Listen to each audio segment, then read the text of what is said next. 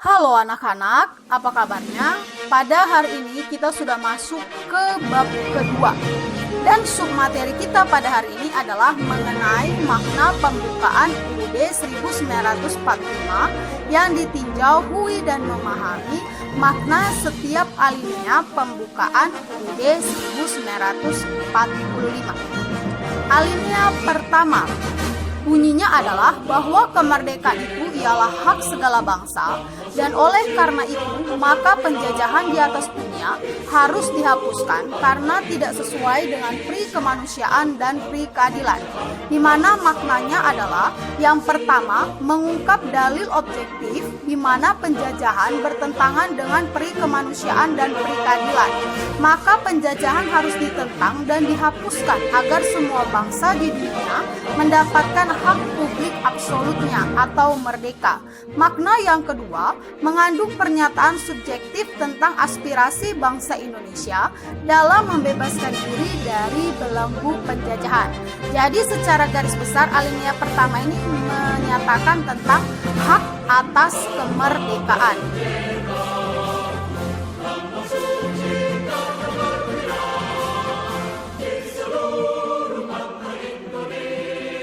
Oke, alinea kedua menyatakan tentang perjuangan bangsa Indonesia dan cita-cita bangsa Indonesia, di mana berbunyi dan pergerakan kemerdekaan Indonesia telah sampailah kepada saat yang berbahagia dengan selamat sentosa mengantarkan rakyat Indonesia ke depan pintu gerbang kemerdekaan negara Indonesia yang merdeka, bersatu, berdaulat, adil, dan makmur.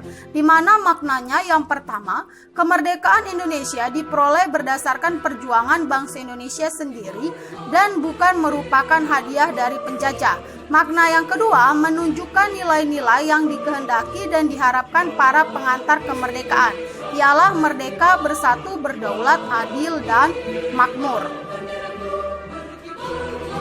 Oke, alinea ketiga memuat tentang motivasi real dan di mana bunyi alinea ketiga adalah atas berkat rahmat Tuhan Yang Maha Esa dan dengan didorongkan oleh keinginan luhur supaya berkehidupan yang bebas, maka rakyat Indonesia dengan ini menyatakan kemerdekaan. Maknanya adalah menegaskan adanya yang menjadi motivasi real dan material serta motivasi spiritual, di mana motivasi real dan material adalah tekad bangsa Indonesia untuk menyatakan kemerdekaan, sedangkan motivasi spiritualnya adalah atas berkat ridho Tuhan lah maka bangsa Indonesia berhasil mencapai kemerdekaannya.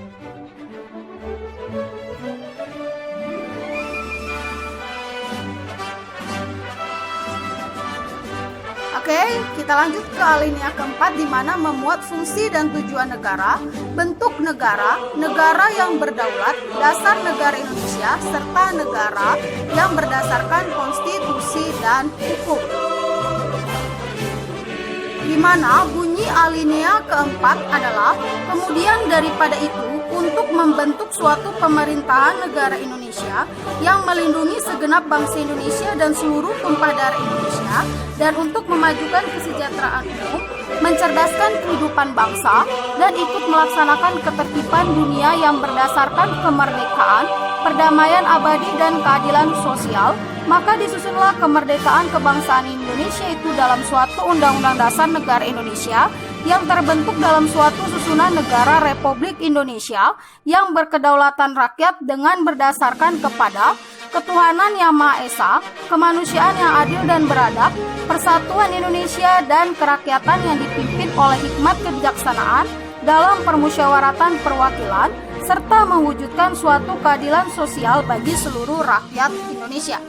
Di mana makna dari alinea keempat ini adalah yang pertama, semua asas pokok daripada bagian pembukaan keempat tentang hal pembentukan pemerintahan Indonesia. Lalu di alinea keempat ini menegaskan bahwa fungsi negara dan tujuan negara Indonesia adalah melindungi segenap bangsa Indonesia dan seluruh tumpah darah Indonesia, memajukan kesejahteraan umum, mencerdaskan kehidupan bangsa, dan ikut melaksanakan ketertiban dunia. Lalu yang kedua, bentuk negara Indonesia adalah negara republik. Dan yang ketiga, negara Indonesia adalah negara yang berkedaulatan rakyat. Yang keempat, dasar negara Indonesia adalah Pancasila. Pancasila. Dan yang kelima, negara Indonesia adalah negara yang berdasarkan konstitusi dan hukum. Oke, sekian dan terima kasih.